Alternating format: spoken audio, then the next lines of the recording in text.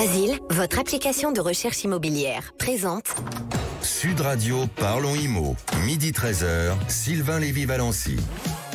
Et bonjour à toutes et à tous, merci d'être avec nous dans votre émission Parlons Immo sur Sud Radio. On est ravis d'être avec vous. Si vous êtes à table, on vous souhaite un très bon appétit, vous nous écoutez. Et en dînant, en déjeunant, vous allez écouter les conseils immobiliers qu'on va vous donner. Je suis ravi de vous retrouver avec l'équipe de Parlons Immo. Bonjour Bérénice de Villefloriot. Bonjour Sylvain. Comment ça va ? En pleine forme, et vous ? Je suis ravi de vous voir comme chaque samedi avec Grégoire Darico, notre super producteur. Comment ça va Grégoire ? Très bien Sylvain, comme d'habitude. Voilà, sans oublier notre super expert en éco-transition qui est avec nous. Salut Laurent Permas. Bonjour Sylvain. Merci d'être avec nous. Au programme, une émission qui va être consacrée à la crise du marché de l'immobilier et à une relance possible par les territoires. On parlera des solutions que l'on ne regarde peut-être pas assez avec notre grand invité du jour. Il est avec nous sur le plateau. Bonjour David Chouraki. Bonjour. Vous êtes directeur général adjoint de Crédit Agricole Services Immobiliers. On écoutera également nos auditeurs comme chaque semaine après avoir récolté leurs questions par SMS, c'est nouveau, I2MO, IMO au 7 20 18. Et ça sera avec vous, Bérénice de Villefloriot, puisque on va parler de quoi aujourd'hui ? D'une nouvelle réforme pour les propriétaires bailleurs qui permet de prélever le montant des loyers impayés directement sur le salaire des locataires qui ne payent pas. Eh oui, il y a vraiment un sacré programme. On va parler également de rénovation énergétique avec vous, Grégoire. Oui, tout à fait, mon cher Sylvain. On va parler des C2E, les certificats d'économie d'énergie. On a décidé de décortiquer ça cette semaine avec Laurent. Et puis dans notre chronique Maison Saine, Sylvain, on parlera d'aération, de ventilation et des bons gestes à adopter. Voilà, on prend soin de soi comme on prend soin de sa maison. Voilà, à tout de suite à suivre les informations à retenir avec vous, Bérénice. Quel est le programme des infos du jour ? Alors, une proposition de loi contre les blocages d'héritage qui paralysent des milliers de logements, la flambée des demandes de logements sociaux à la veille, je vous le rappelle, du grand congrès HLM et l'hécatombe des constructeurs de maisons individuelles qui laissent les familles dans le désarroi. On va commencer par cette proposition de loi sur les successions immobilières, tout un programme. Oui, alors imaginez-vous, vous héritez d'une petite maison de famille avec vos frères et sœurs, mais là, impossible de vous mettre d'accord pour la vendre ou pour la garder, la gérer. Résultat, le bien, il reste vide pendant des années, parfois des décennies. C'est un véritable fléau. C'est assez fréquent et ça touche des milliers de logements en France. Le problème, ça s'appelle l'indivision successorale. Alors face à ce blocage, un député, François Jolivet, propose une solution radicale pour obliger les héritiers à s'accorder, à s'organiser rapidement. Donc sa proposition de loi, elle impose quoi ? Aux héritiers de conclure une convention écrite dans les 3 mois suivant l'héritage. Cette convention doit définir qui fait quoi, comment entretenir le bien, qui le gère, si on le vend, etc. Pour respecter cette obligation, le député a prévu un système de bâtons et de carottes, parce qu'il n'y a que ça qui marche. Ceux qui respectent les délais seront récompensés par une carotte, c'est une exonération de droits d'enregistrement, et les retardataires, eux, ce sera le bâton. Ils verront leur partage taxé. Voilà, le bâton pour éviter de se faire carotter. Voilà. Exactement. Et tant qu'une convention n'est pas signée, attention, impossible de demander le partage du bien. Alors, ça reste une proposition de loi. Maintenant, elle doit être examinée par l'Assemblée nationale, puis le Sénat, avant d'être adoptée. L'actualité et l'agenda avec le congrès HLM de l'Union sociale pour l'habitat va se tenir la semaine prochaine. Et vous vouliez justement faire un point sur le logement social en France. Eh bien oui, c'est important. Beaucoup l'ignorent, mais sachez que 7 Français sur 10 peuvent prétendre à un logement social, selon l'Agence nationale de contrôle du logement social. Et pourtant, vous le savez, obtenir un HLM relève aujourd'hui d'un parcours du combattant, il faut le dire. Fin juin 2025, près de 2,8 millions de personnes attendaient un logement social. C'est 100 000 de plus qu'il y a 6 mois. Et surtout, ce qui est important, c'est que seuls 14% ont obtenu un logement en 2024, contre 26% il y a 10 ans. Ça, c'est selon l'Union sociale pour l'habitat. Pourquoi la situation empire ? Eh bien parce que d'un côté, la demande explose. Il y a de plus en plus de Français qui ont des difficultés financières pour se loger. Et de l'autre côté, eh bien, on construit de moins en moins de logements. Alors, vous allez me dire, Sylvain, qui a le plus de chances d'obtenir un logement social ? Eh bien, selon l'USH, donc l'Union sociale pour l'habitat, 3 profils sortent du lot avec des taux de réussite autour de 16-17%. Les familles monoparentales, les jeunes de moins de 30 ans et les salariés du privé. À l'inverse, les personnes seules, les retraités et les demandeurs d'emploi voient leurs chances chuter entre 10 et 12%. On s'aperçoit également que les revenus jouent un rôle crucial, mais de façon assez surprenante. Les ménages les plus pauvres, donc qui gagnent moins de 500 € par mois, ainsi que ceux qui ont des revenus supérieurs à 2000 €, n'ont que 7% de chances d'obtenir un logement. Vous l'avez compris, l'offre est insuffisante, donc forcément les revenus intermédiaires entre 500 € et 2000 € sont paradoxalement les mieux lotis. Et enfin, il y a des disparités selon les régions. Il y a 32% de réussite en Bourgogne-Franche-Comté, mais seulement 7% en Île-de-France et 9% en PACA. Et ça s'explique par la tension, parce qu'effectivement, les grosses agglomérations, il faut le rappeler, c'est là où il y a l'emploi. Merci Bérénice, on va terminer avec cette hécatombe, ça ne s'arrête pas, des maisons individuelles. Des constructeurs de maisons individuelles. Pardon, oui. L'hécatombe des constructeurs de maisons individuelles, ça ne s'arrange pas du tout. 600 constructeurs de maisons individuelles ont fait faillite depuis le début de l'année. 600. L'année dernière, c'était 3 entreprises par jour qui mettaient la clé sur la porte. Il faut imaginer que derrière ces chiffres, il y a des drames humains terribles. Il y a des familles qui n'ont pas leur maison livrée, donc qui ont payé et qui ne voient pas la fin des travaux. Le plus inquiétant, ce sont les pratiques désespérées de certains constructeurs en difficulté qui demandent par exemple aux clients de payer les fenêtres avant de les poser, ce qui est totalement illégal, je le rappelle.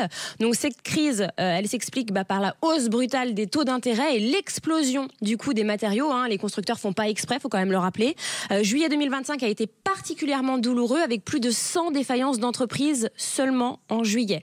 Donc face à ce fléau, je tiens quand même à vous rappeler qu'il y a une association, l'association d'aide aux maîtres d'ouvrage individuels, qui accompagne les victimes et elle peut obtenir des avances sur pénalité jusqu'à 10 000 € et fait suspendre les remboursements de prêts. Et le conseil qu'on veut vous donner, les amis, c'est vraiment de faire extrêmement attention, de choisir votre partenaire et la solidité de votre partenaire. Merci beaucoup Bérénice. Et tout de suite, on va attaquer le chantier du siècle. Avec Sofinco, baissez votre consommation d'énergie en lançant vos travaux d'éco-rénovation. Sofinco présente Sud Radio, parlons éco-rénovation. Voilà, vous êtes sur Sud Radio pour votre chronique éco-rénovation. On va parler justement de la rénovation. C'est vraiment le chantier du siècle. À vous, Grégoire Daricot. Bonjour Laurent Permas. Bonjour Grégoire. Alors Laurent, depuis le temps qu'on en parle, je crois qu'il nous faut aborder le fameux sujet des C2E pour certificat d'économie d'énergie. Pourquoi c'est important d'en parler, Laurent ? Parce qu'en fait, il y a une petite somme en face, 10 milliards. C'est 10 milliards qui sont proposés aux Français pour la rénovation énergétique. Alors, c'est un dispositif en fait qui est présenté chaque année pour financer les travaux de rénovation partout en France, pour tout le monde. Et pourtant, malheureusement, une majorité des Français ne savent même pas que ça existe. Ils connaissent peut-être plus les primes publiques. MaPrimeRénov', les C2E, c'est le privé, c'est 10 milliards. Et donc, si vous avez un projet d'isolation, de changement de chaudière, ou même une rénovation globale, eh bien, les C2E peuvent vous aider à alléger considérablement votre facture, sans forcément vous noyer par la paperasse. On vous aide, on l'expliquera, et notamment par le biais des simulateurs de structures spécialisées. Alors justement, Laurent, les C2E, à quoi ça correspond ? Parce que si j'ai bien compris le principe, depuis 2006, les fournisseurs d'énergie, donc on a par exemple EDF, Total Energy, Engie, mais aussi les vendeurs de carburant sont obligés par l'État de financer des économies d'énergie, c'est bien ça ? Exactement, on les appelle des pollueurs, donc ils sont obligés en fait de favoriser la rénovation énergétique, sinon ils payent une taxe qui s'appelle la taxonomie. Donc en fait c'est gagnant-gagnant. En fait, je pollue donc je paye. Exactement, et donc je fais profiter les Français des aides plutôt qu'elles soient en fait en taxe dans mon compte et qui viennent diminuer mon compte de résultat. Quitte à polluer autant qu'ils participent à la rénovation. Exactement. Donc en fait, je dirais que c'est vraiment gagnant-gagnant et ça permet de récupérer un certificat qui s'appelle le certificat d'économie d'énergie. C'est-à-dire que l'entreprise, le pollueur, récupère les C2E en contrepartie. Alors quels travaux peuvent être financés, Laurent ?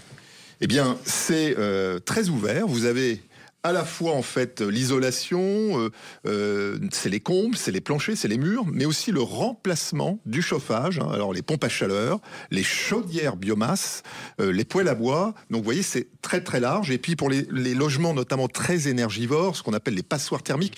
Et c'est aussi des bouilloires thermiques, hein, parce que vous voyez, avec l'évolution du climat, il est même possible d'avoir une prime C2E pour une rénovation globale à condition de gagner au moins 55% de performance énergétique au travers de l'audit énergétique de fin de travaux, en fait. Elles sont cumulables, ces primes, avec MaPrimeRénov', si votre dossier, notamment, est sélectionné. Et ça peut vraiment rendre les travaux accessibles. Et puis, sans condition de ressources, de revenus, sans condition de revenus, vous avez la TVA 5,5 et vous pouvez bénéficier aussi de l'éco-prêt à taux zéro.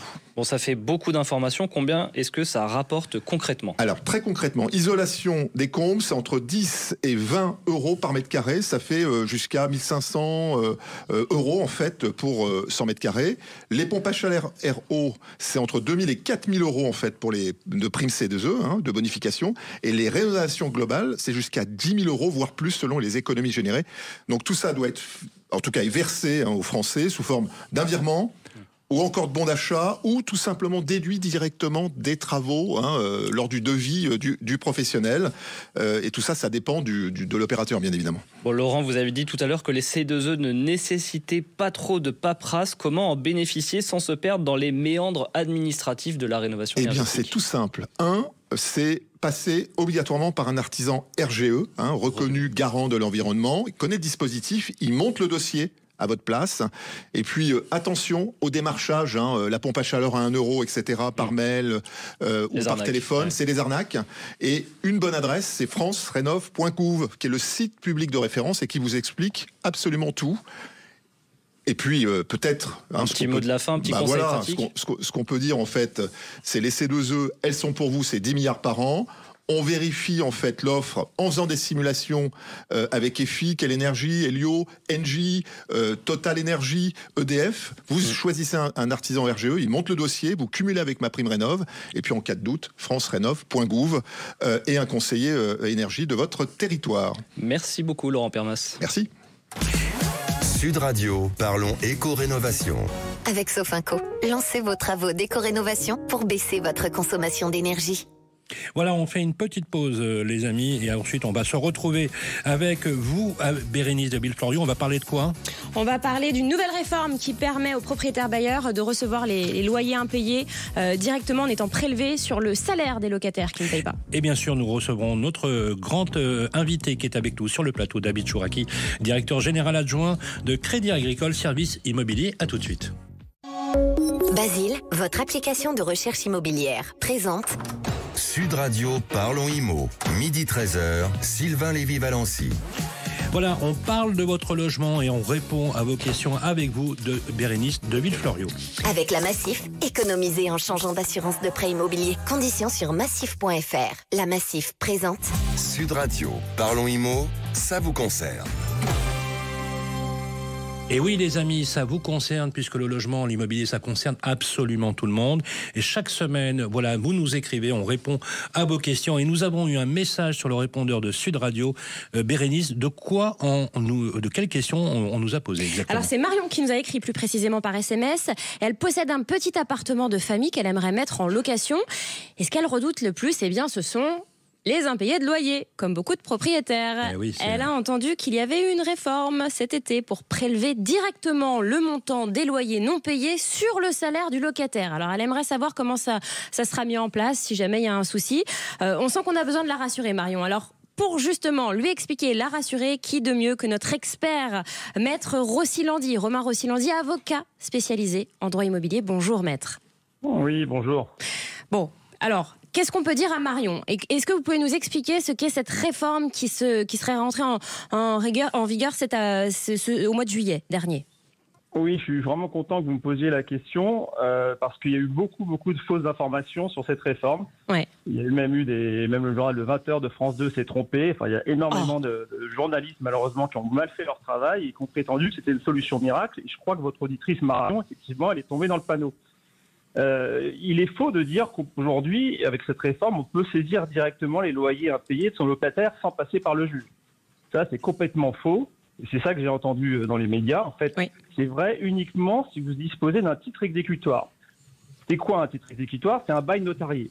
Donc, si vous avez effectivement un bail notarié, avec donc un bail qui est signé devant chez un notaire, un acte authentique, là, effectivement, vous bénéficiez de cette réforme et vous pouvez procéder directement à la saisie et les loyers impayés. Mais dans 95% des cas, les contrats de location sont des actes sous seing privé, ne sont pas des baux notariés. Oui. Et dans ces cas-là, il n'y a rien qui a changé. Il faut continuer à aller devant le juge pour faire condamner son locataire à payer la dette locative et demander l'expulsion. Donc, ce n'est pas du tout une réforme extraordinaire. Et d'ailleurs, ça ne concerne pas que les loyers impayés. C'est juste une réforme de la procédure de saisie des rémunérations qui, effectivement, auparavant, impliquait d'avoir une autorisation du juge. Maintenant, on n'a plus besoin de cette autorisation du juge. On peut directement confier au commissaire de justice le soin de faire cette saisie. Mais encore une fois, il faut avoir un jugement en avance, en amont. Et ça, les médias l'ont pas bien compris. Donc, je vous remercie beaucoup de m'avoir donné la parole là-dessus parce qu'il y a eu beaucoup d'incompréhension là-dessus. Donc, grosso modo, en fait, pour les propriétaires bailleurs qui nous écoutent, ça change rien pour eux, en fait. Ça arrange pas. C'est pas une garantie pour eux. Alors, ça change rien pour ceux qui ont un contrat de location traditionnel. En revanche, ceux qui ont un bail notarié, effectivement, qui ont payé un notaire pour faire un bail notarié, eux, effectivement, ils sont concernés. Mais c'est une minorité. Bah oui. Je ne peux pas vous dire. C'est très peu nombreux. Donc, effectivement, c'est une bonne pub pour les notaires. Ça va inciter certains bailleurs, peut-être signer, d'ailleurs votre auditrice, si elle n'a pas encore signé son bail, qu'elle aille voir un notaire. Et à ce moment-là, il lui rédigera son bail et elle bénéficiera de ce titre exécutoire, de ce bail notarié qui lui permettra éventuellement de faire une saisie.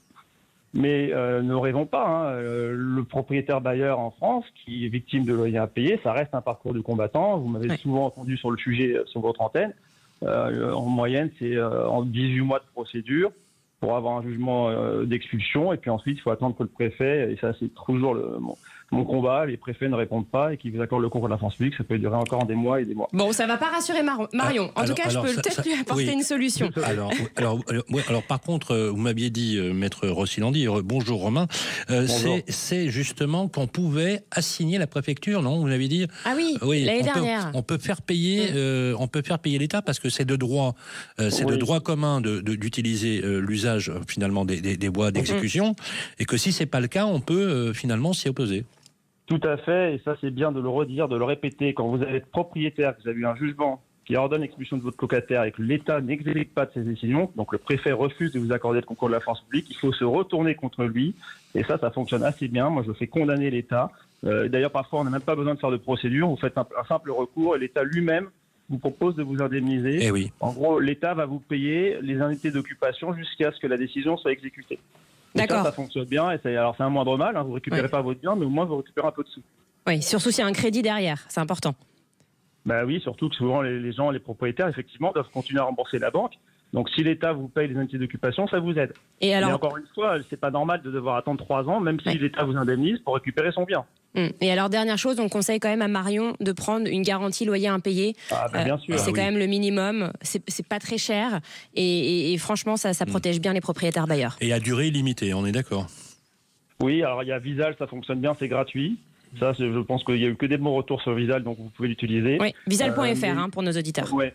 Et sinon, la caution personnelle, ça c'est ce qui est bien aussi, ça vous fait un débiteur de plus. Donc si pour un étudiant, par exemple, les parents se portent caution, c'est une bonne sécurité pour le bailleur parce que vous pouvez vous retourner également contre la caution. Eh bien, merci infiniment, maître. Merci Romain Rossilandi, avocat spécialisé en droit immobilier. Sud Radio, Parlons Immo, ça vous concerne. Avec la Massif, changez votre assurance de prêt immobilier et économisez. Conditions sur massif.fr. Et voilà, à suivre la première partie de l'entretien avec notre grand invité. Je reçois David Chouraki, directeur général adjoint de Crédit Agricole Services Immobiliers. Sud Radio, Parlons Immo, Sylvain Lévy-Valency. Merci d'être avec nous, David Chouraki. Vous êtes directeur général adjoint du Crédit Agricole Services Immobiliers. Pour cette première partie de notre grand entretien, on va parler ensemble de l'état du marché et aujourd'hui des défis qui attendent le logement. Le problème, c'est qu'on a l'impression, finalement, qu'une crise en chasse une autre. On est dans une permacrise. Quelles sont aujourd'hui, d'abord, quelle est votre vision du marché et quelles seraient pour vous, les villes sur lesquelles il serait intéressant peut-être d'opérer, d'acheter, de louer, et les galères que vivent au quotidien les Français? Je rappelle que vous avez une grosse capillarité géographique, vous êtes installé absolument partout, donc vous êtes aujourd'hui, vous avez un regard extrêmement pertinent sur le marché. Qu'est-ce que vous en pensez, vous, de votre point de vue? Aujourd'hui, le marché il est bloqué. Il est bloqué et c'est devenu un casse-tête pour les ménages français de se loger aujourd'hui pour 4 raisons principales. La première, c'est qu'on construit beaucoup moins. On avait sur les 10 dernières années plutôt un rythme de construction de 450 000 logements par an. On est tombé à 300 000. Ça fait 150 000 logements par an qui ne sont plus présents. Il faut se rendre compte que 150 000 logements, c'est une très grande ville. Donc aujourd'hui, on peut dire qu'on a perdu tous les ans une grande ville en termes de logement. Comment on peut l'expliquer ça, David ? Alors, les prix ont flambé, les prix des logements ont flambé. C'est 20 à 25% d'augmentation dans les grandes villes sur les 5 dernières années. C'est des loyers aussi qui augmentent fortement, 6-7% en moyenne sur les 3 dernières années. Ça veut dire que c'est plus difficile d'acheter. C'est plus difficile de louer et ça bloque l'ensemble du parcours résidentiel des ménages en France. Donc il y a moins de primo-accédants, ça veut dire qu'on libère moins de logements, donc on loue moins de logements, la location elle-même s'est enrayée. Et puis il y a moins d'investisseurs. Les investisseurs privés sont beaucoup moins nombreux, d'abord parce que les taux ont augmenté et donc le coût global d'un logement, quand on met le coût du crédit, est plus important. Et puis aussi parce que il y a une instabilité réglementaire, fiscale, qui aujourd'hui rebute de plus en plus les Français. C'est un problème de confiance ? L'immobilier, c'est des projets de long terme. Les Français aiment la pierre, ils aiment l'investissement immobilier, mais certains peuvent avoir peur de ce qui va se passer. On va parler également de tout ce qui est réhabilitation énergétique. Il y a beaucoup de questions sur le sujet, on en parlait tout à l'heure. D'ailleurs, je conseille aux auditeurs d'aller voir la plateforme du Crédit Agricole qui s'appelle Gécorénov Mon Logement, qui est une plateforme qui permet de simuler les travaux de rénovation énergétique à réaliser. Ça permet de simuler les aides locales, les aides nationales, les C2E, et ça permet de comprendre quel va être le reste à charge. Ça donne également beaucoup de conseils de rénovation. Gécorénov Mon Logement. Alors vous dites, David Chouraqui, qu'il faut regarder du côté des villes moyennes. Alors pourquoi elles ? Et qu'est-ce qu'elles ont que les grandes villes n'ont plus aujourd'hui ? Les villes moyennes, elles ont, pour moi, un réservoir de logements pour demain. Dans les villes moyennes, le prix d'un T2, c'est le prix d'un T2 à Paris. Une maison dans les villes moyennes, c'est le prix d'un T2 à Paris. Donc, aujourd'hui, on a du mal à se loger dans les métropoles. Il y a une forte métropolisation, évidemment, sur le territoire. Mais les villes moyennes ont plein d'avantages. D'abord, le prix de l'immobilier, je le disais, qui est beaucoup plus accessible, parfois 2 à 3 fois moins cher. Quand on prend des villes moyennes, on est plutôt aux alentours. Alors, c'est toujours difficile de donner des chiffres, mais j'en donne quand même pour qu'on se repère. C'est plutôt entre 1009 et 2200 euros par mètre carré. Donc, on est dans des logiques différentes. On a une qualité de vie et on sait que les ménages sont à la recherche de cette qualité de vie. Aujourd'hui, dans les logements, dans les ménages qui ont quitté les grandes villes pour aller dans les villes moyennes, on a 40% des déménagements qui se sont faits avec la logique du télétravail. Donc les changements de mode de vie entraînent la possibilité d'aller vivre dans des villes moyennes. Et puis des services, des équipements qui vont être plus proches, une activité économique qui peut être plus accessible. Donc on a beaucoup d'avantages dans des villes moyennes. Alors, vous restez avec nous, David Chouraqui, bien évidemment, pour poursuivre cet entretien. Et ensuite, on s'interrogera avec vous, Grégoire, sur comment prendre soin de soi et de sa maison. Voilà, avec nos amis de Maison Saine et de Murprotec. Prendre soin de sa maison, c'est quelque chose aussi qui est assez nouveau. La qualité de l'air intérieur, une maison qui n'est plus humide, ça a de l'importance et ça en a de plus en plus. On se retrouve tout de suite après une petite pause. Basile, votre application de recherche immobilière, présente Sud Radio, Parlons Immo, midi 13h, Sylvain Lévy-Valency.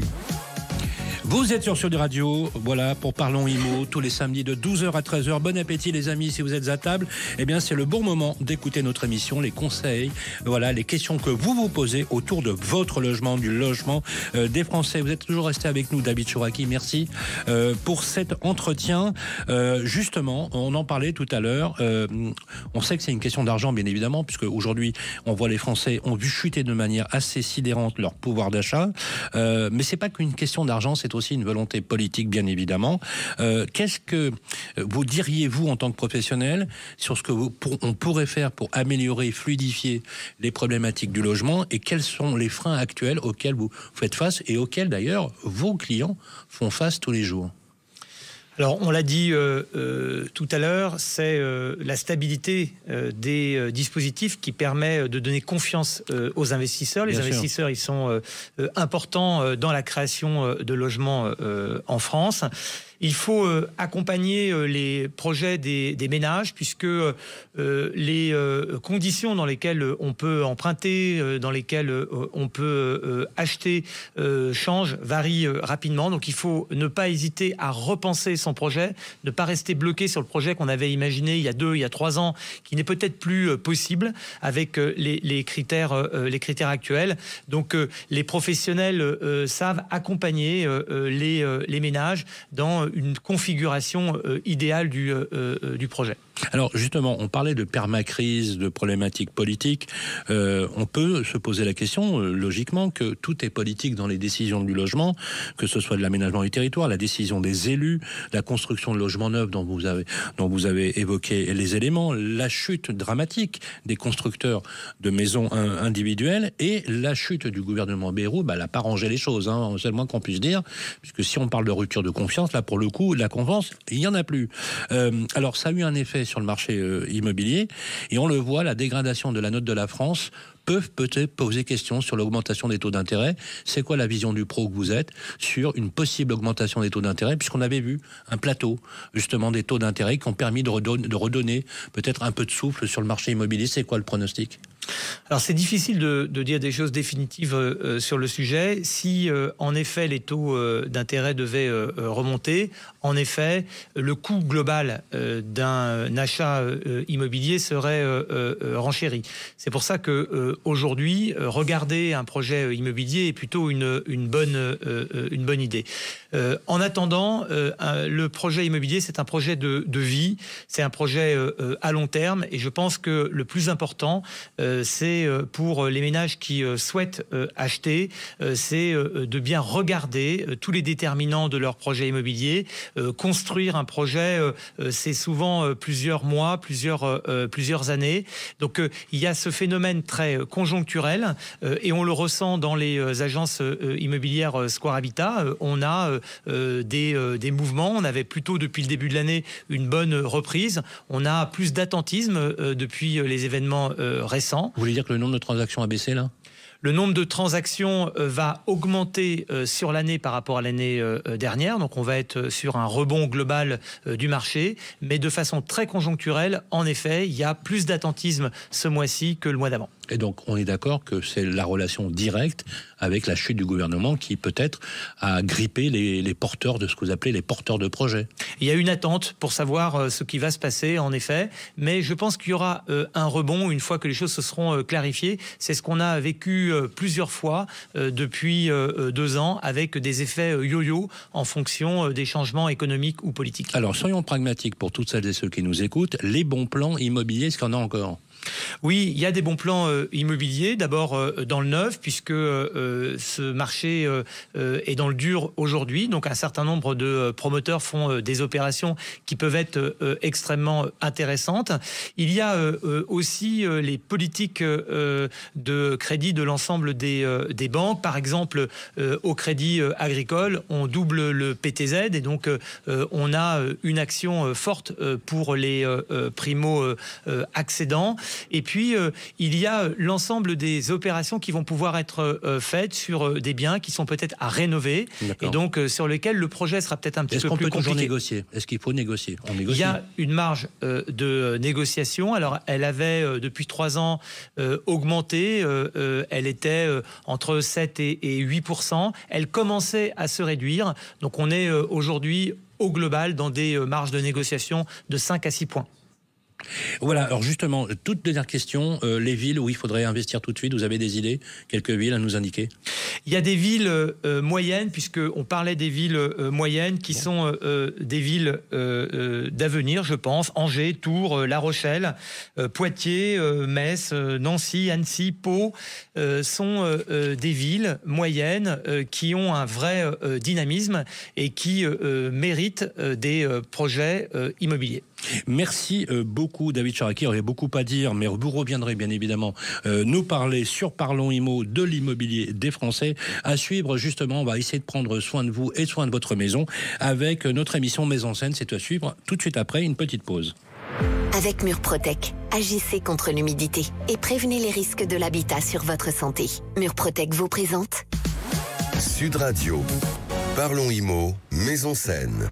Voilà, il est temps les amis de parler de la qualité de l'air dans votre logement avec vous, Grégoire Darico, et nous avons à distance Édouard David qui nous écoute.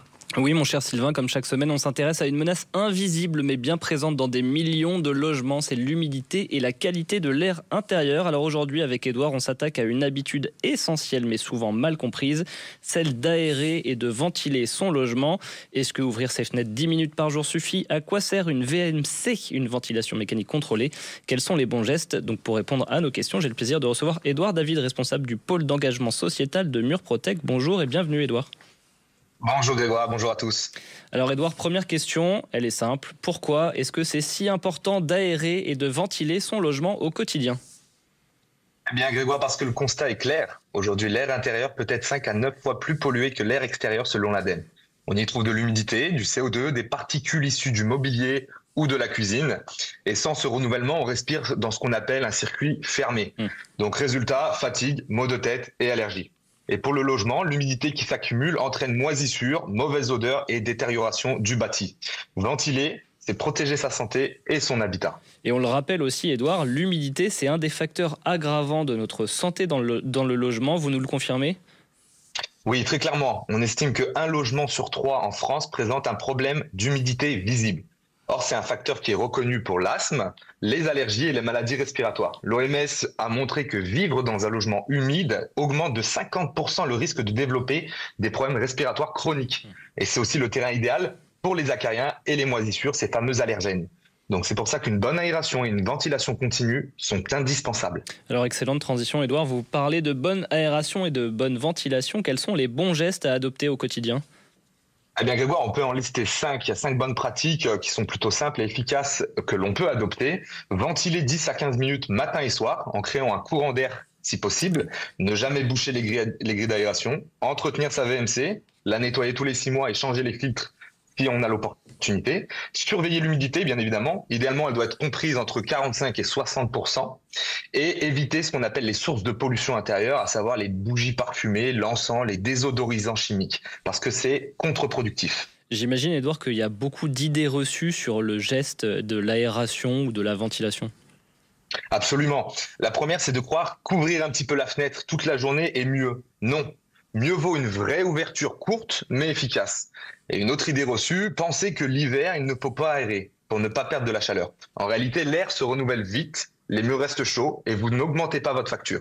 Et enfin, il y en a beaucoup qui pensent que les plantes dépolluantes représentent une solution. Alors, elles sont sûrement agréables à regarder, mais elles ne remplacent pas un bon système de ventilation. Mais alors, qu'est-ce que je fais? Je jette tous mes cactus? Ouais, on va en reparler, Sylvain, de ce sujet des plantes d'intérieur dans une autre chronique, parce que c'est très important et très intéressant. Mais vous, Édouard, qu'est-ce que vous recommandez aux personnes qui habitent notamment dans des logements anciens et qui sont mal ventilés? Alors, dans l'ancien, les problèmes d'humidité sont plus fréquents. Infiltration, remontée capillaire, condensation. Dans ces cas-là, ventiler ne suffit pas. Il faut d'abord identifier la cause, Est-ce que c'est un problème de structure? Est-ce que c'est un problème d'isolation ou de ventilation absente ou défaillante? Donc nous, chez Murprotec, aujourd'hui, on réalise un diagnostic gratuit et complet pour proposer des solutions durables adaptées à chaque situation.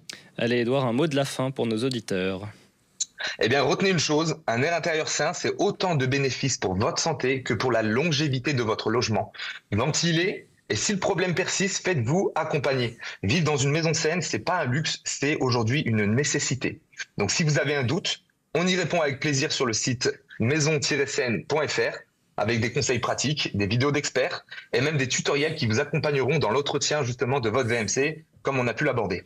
Merci beaucoup Édouard David, vous êtes responsable du pôle d'engagement sociétal de Murprotec. Respirer un bon air, ça commence par un bon geste, mon cher Sylvain. Merci Grégoire. Sud Radio. Parlons IMO, Maison Saine. Avec Murprotec, agissez contre l'humidité et prévenez les risques de l'habitat sur votre santé. Voilà, merci Grégoire. Une petite pause et on va se retrouver juste après pour la dernière partie de notre émission. On va parler de votre retraite, de votre pouvoir d'achat, en parlant notamment de Viager. Vous restez avec nous tout de suite. Basile, votre application de recherche immobilière, présente Sud Radio, Parlons IMO, midi 13h, Sylvain Lévy-Valency.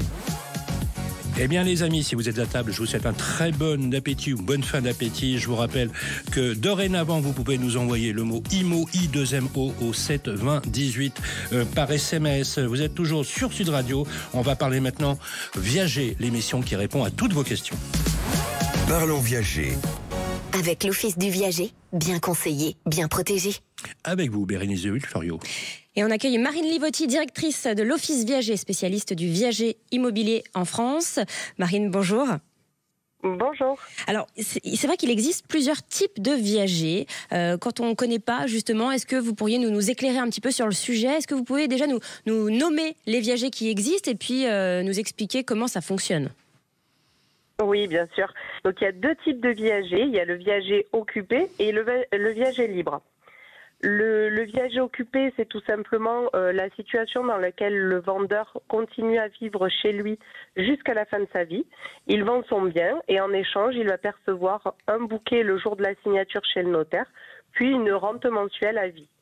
L'acquéreur, dans ce cas-là, va acheter un bien moins cher que sa valeur marché, puisqu'il va rester à l'intérieur. Alors, le bouquet, c'est pas un bouquet de fleurs, c'est une somme d'argent. Est-ce que vous pouvez nous donner un petit exemple de, je sais pas, sur un bien, par exemple, à 200 000 euros ? Bien sûr. Alors, sur un bien à 200 000, si par exemple on a une personne senior qui est un homme de 78 ans, par exemple, dans un viager, il pourrait imaginer un viager occupé, un bouquet de 35 000 euros qui lui serait versé le jour de la signature chez le notaire, puis des rentes de 625 euros à peu près par mois. D'accord. Donc ça, c'est calculé en fonction de l'âge, j'imagine, du vendeur. Il y a plusieurs éléments qui rentrent en compte pour calculer tout ça. Oui. Oui, tout à fait. On tient compte de l'espérance de vie de la personne, donc en fonction aussi de son sexe, de son âge, bien évidemment. D'accord. Et donc le viager libre, là, pour le coup, le logement est libéré par l'occupant. Tout à fait. C'est ça. Le bien, il est vendu sans aucune occupation à son acheteur, qui du coup pourra l'occuper immédiatement ou le mettre en location. Et du fait qu'il puisse en profiter de suite, forcément, la rente sera plus importante à verser. D'accord. Mais du coup, qui devient le propriétaire tout de suite ? C'est l'acquéreur aussi ? C'est l'acquéreur aussi, oui, tout à fait. D'accord. Donc ça, c'est intéressant quand la personne n'habite pas dans le logement, par exemple. Alors, une question, Marine. Exactement. Est-ce que si on devait faire une répartition, qu'est-ce qui marche le plus ? Les viagers occupés ou les viagers libres ? Alors concrètement, c'est le viager occupé qui séduit le plus. Pourquoi ? Parce que généralement, les seniors n'ont pas envie de quitter leur logement, ils n'ont pas envie de changer de cadre de vie et ils ont surtout besoin finalement de compléments de revenus. Donc l'avantage du viager occupé, c'est que c'est hyper rassurant pour eux parce qu'ils vont pouvoir améliorer leur quotidien sans avoir à changer aucune de leurs habitudes, sans déménager. D'accord. Et alors, il y a d'autres ventes qui existent, la vente à terme qui ressemble au viager et la nue propriété. Est-ce que vous pouvez nous expliquer le principe ? Oui, bien sûr. Alors la vente à terme, c'est effectivement une formule qui est relativement voisine du viager, mais avec une particularité, c'est que cette fois-ci, la fin du contrat ne sera pas basée par rapport au décès du vendeur, mais sera basée par rapport à une date que nous fixerons dès le début du contrat, qui peut être de 10 ans, 15 ans par exemple. Et ce qui veut dire que comme la date est figée, si le vendeur vient à décéder dans l'échéance qu'on s'est fixée, les héritiers continuent à percevoir les mensualités. C'est donc une option très sécurisante pour le vendeur. Donc tout est fixé à l'avance. Tout à fait, c'est ça. Il n'y a pas d'aléa du coup sur la durée. Et la nue propriété ? Et la nue propriété, dans ce cas-là, le vendeur va conserver l'usufruit du bien, c'est-à-dire qu'il va pouvoir continuer à vivre à l'intérieur ou à le louer. Et c'est cette grande différence qu'il y a avec le viager, où dans le cas d'un viager, seul le propriétaire peut l'occuper, alors que là, dans le cadre d'une nue propriété, il peut potentiellement louer son logement. Eh bien, très clair. Merci beaucoup, Marine Livotti. Je rappelle que vous êtes directrice de l'Office Viager. C'était Parlons Viager.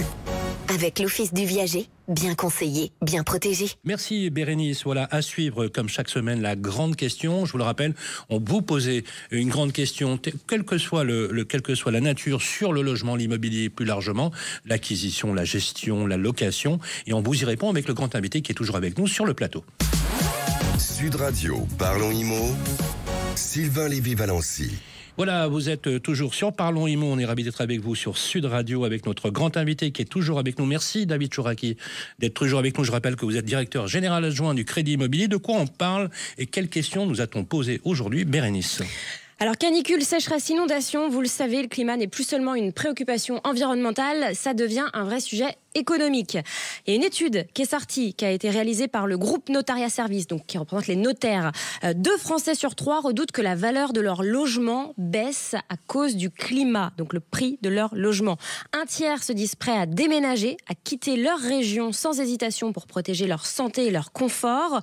D'autres prévoient d'investir dans plusieurs dizaines de milliers d'euros dans des travaux pour s'adapter à leur habitat. 44% des propriétaires sont prêts à investir plus de 15 000 euros de travaux pour rendre leur logement plus résistant au climat. Alors David Chouraki, quand on voit que le climat inquiète à ce point les propriétaires, est-ce qu'on peut dire que l'immobilier est en train de basculer dans une nouvelle ère où justement la valeur d'un bien ne se mesure plus seulement à son emplacement, à sa qualité, mais aussi à sa capacité à résister aux aléas climatiques? Et deuxième question, concrètement, comment vous, en tant que professionnel de l'immobilier, vous envisagez en tout cas de vous adapter à cette nouvelle ère immobilière? Les ménages ont besoin de logements résilients. Et on est en train de vivre avec les risques naturels ce qu'on a vécu avec la performance énergétique des logements il y a 15 ans. Il y a 15 ans, on savait que ça allait être un sujet important et pourtant, les prix ne prenaient pas beaucoup en compte les performances énergétiques, les étiquettes énergétiques. Aujourd'hui, dans les agences, vous ne pouvez pas avoir un acheteur, un vendeur qui ne vous parle pas de performance énergétique. Eh bien, il va se passer la même chose avec les risques naturels. Les risques naturels, on parle de sujets d'isolation, on parle de risques d'inondation, de canicule. On parle de risques sur le bâti et ça va devenir évidemment un risque très important. On parle aussi du retrait de trait de côte. Eh bien, il y a encore 2-3 ans, c'était pas des sujets qui étaient discutés, aussi incroyable que ça puisse paraître, parce que c'est des sujets qui sont finalement très connus. Et pourtant, je pense que quand vous regardez les prix au mètre carré dans les villes côtières, et notamment sur la partie ouest de la France, eh bien, il n'y avait pas beaucoup d'impact. Eh bien, c'est en train de changer. C'est-à-dire qu'on est en train d'intégrer aujourd'hui dans les projets des ménages la notion de risque naturel. Alors, pourquoi ? D'abord parce que évidemment il y a une communication, une vulgarisation qui est beaucoup plus forte aujourd'hui qu'avant. Deuxièmement, ça commence à toucher la valeur des biens et donc effectivement, comme vous le disiez, la valeur économique des actifs commence à être touchée. Ce qu'on a vu pareil avec la performance énergétique. Aujourd'hui, vous le savez, une étiquette G, une étiquette F, c'est moins 15, moins 20% sur le prix d'un logement avéré, au mètre carré. C'est systématique ? Tout à fait. Aujourd'hui, les chiffres ne mentent pas et ils sont généraux sur l'ensemble du territoire. Et puis, on veut des logements résilients pour une autre raison et peut-être moins connu aujourd'hui, c'est le comportement des assureurs. Oui. On peut imaginer que dans les années qui viennent, un certain nombre de logements, dans des situations particulières, ne soient plus assurables ou à des prix qui vont être très élevés. Donc vous voyez que la valeur économique... Donc ça va impacter les valeurs, on est d'accord? Ça va impacter les valeurs. Ça va impacter les valeurs parce que la logique de réhabilitation, d'aménagement va coûter cher, un petit peu ce qu'on se disait, c'est pour ça que je faisais le parallèle avec la réhabilitation pour l'efficience énergétique. Il y a un coût d'aménagement et puis je le dis, il y aura un coût sur l'assurance, voire même l'assurabilité d'un certain nombre d'actifs. Celui qui a acheté à l'époque... Quand il va voir dégrader sa valeur, ça ne va pas lui faire plaisir. Et d'ailleurs, je rebondis sur ça parce que c'est vrai que l'État s'en empare aussi. Il y a une nouvelle aide qui va être expérimentée pour les fissures, vous savez, des sols argileux, justement dans 11 départements à partir d'octobre, quand avec le retrait des eaux, la sécheresse, les sols se rétractent et au moment des eaux, ça gonfle. Et il y a 3 millions de Français qui ont des logements qui sont concernés. Eh bien, écoutez, tous ces sujets sont non seulement importants, mais bien évidemment, à prendre avec beaucoup de vigilance. On va suivre tout ce que vous nous dites, David Chouraqui. Voilà, il est bientôt l'heure de nous quitter. Un immense merci, David Chouraqui, d'avoir participé à cette émission. Je rappelle que vous êtes le directeur général adjoint de Crédit Agricole Services Immobiliers. Merci à toutes et à tous de nous avoir écoutés. Rappelez-vous, vous faites le SMS 7 20 18, vous mettez IMO pour répondre à toutes vos questions. Je vous rappelle que cette émission, comme tous les mardis à midi, elle est retransmise sur Radio Imo. Passez un excellent week-end. Bonne semaine à vous et portez-vous bien. Sud Radio, Parlons Imo, Sylvain Lévy-Valency. Avec Basile, votre application de recherche immobilière.